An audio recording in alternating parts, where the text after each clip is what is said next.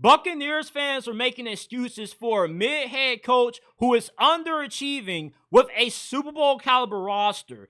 Todd Bowles winning the NFL's weakest division for the last 3 years is expected when this team has out-talented the 3 other ones in the NFC South.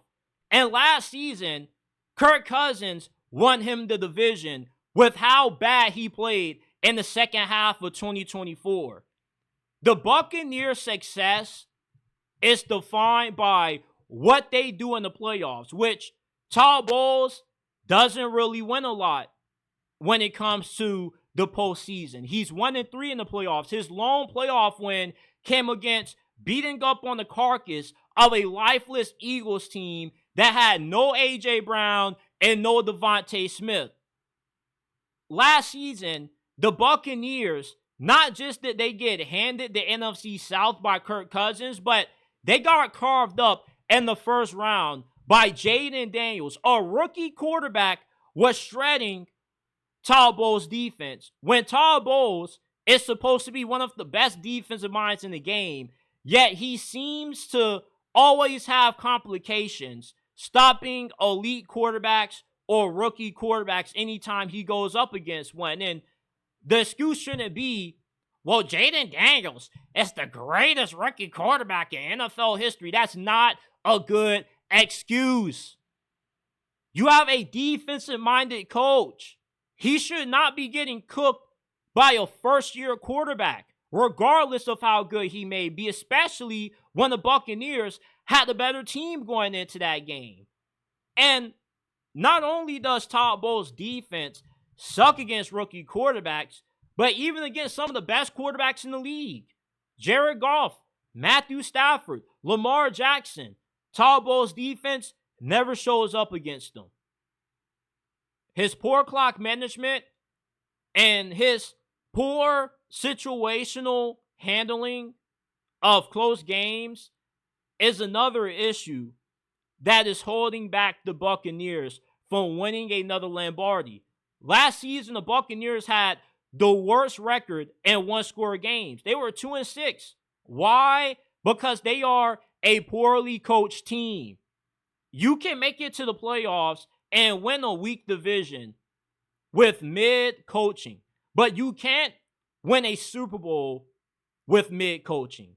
Todd Bowles reminds me a lot of Bill O'Brien when he was with the Houston Texans and had prime J.J. Watt, Deshaun Watson, and DeAndre Hopkins. They were always winning that division because the Jags, the Titans, and the Colts were not good during the majority of Bill O'Brien's tenure with the Texans. But as soon as Houston got past the first round, they always got slaughtered in the divisional round because Bill O'Brien was a mid-coach. And just like Todd Bowles, the Buccaneers are cruising through a weak division because they just out-talent everybody. But once they get into January and they're going up against teams that have just as a good coach, if not better than what the Bucs have, plus they have a roster that is the equivalent to being as good as what Tampa Bay has, or they have a team that's slightly better, the Buccaneers never have a chance to win because Todd Bowles just isn't a good enough coach to win you meaningful games in the postseason when it matters the most, which is why Buccaneers fans are in denial about Todd Bowles. You want to celebrate a guy who has had one of the best teams in the NFC beating up on the weakest division in the NFL and then having nothing to show for it come playoff time outside of getting carved up by a rookie quarterback. That's my problem with Todd Bowles. I don't hate Todd Bowles. It's easy to say that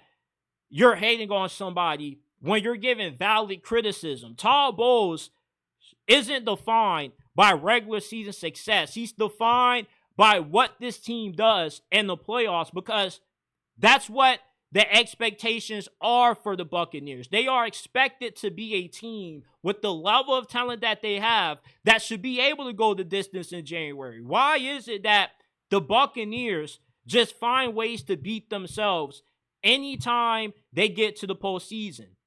That's because they have a mid head coach. When you have a fumble early in the fourth quarter, like what you did against Washington, that's a sign that you're a poorly coached football team. When you are 2-6 and well-positioned games, it's a sign that you are a poorly coached football team.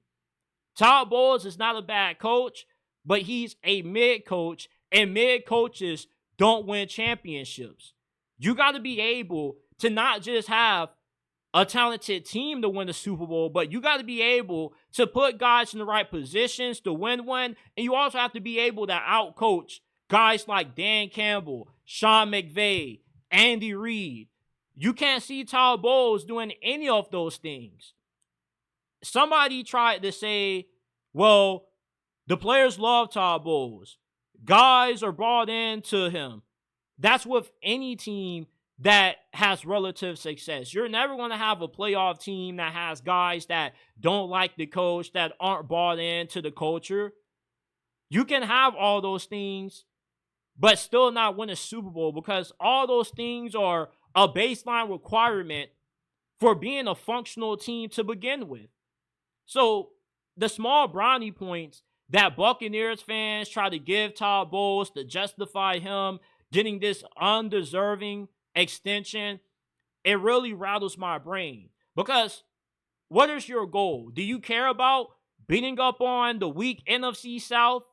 Or do you care about maximizing a Super Bowl level roster and being able to win another Lombardi trophy? Let me know down in the comment section, Buccaneers fans, which one do you care about more? Are you okay with just winning the weakest division in the league and not doing anything in January? Or do you actually care about going the distance? Because if you do, you shouldn't continue to live in denial about Todd Bowles. The man has peaked. The Buccaneers are as good as what they're going to be under him. And like they did decades ago with Tony Dungy, when they fired them and they replaced them with John Gruden, they won the Super Bowl right away. If you fire Todd Bowles and you end up finding a better coach, you could be the next dynasty in the league with how well you draft, how good you are at finding good value in free agency. And you got Jason Licht, who is a top 5 general manager in the National Football League, who is allowing all of the good work that he's been doing in the offseason to go to waste because the Buccaneers decided that they want to continue to try to win and figure it out with the coach that's unable to figure it out during the biggest stretch of the season, the month of January. All you got to do is win 4 games and you are immortalized in NFL history.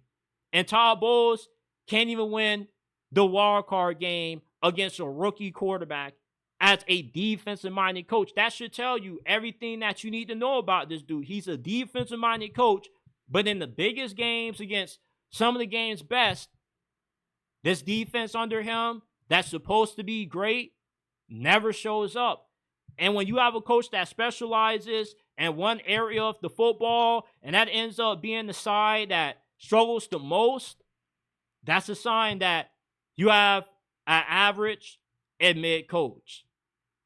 Buccaneers fans got to wake up, because eventually you're going to see that you have a ceiling with Todd Bowles that has been reached, and you're not going to be able to go any further.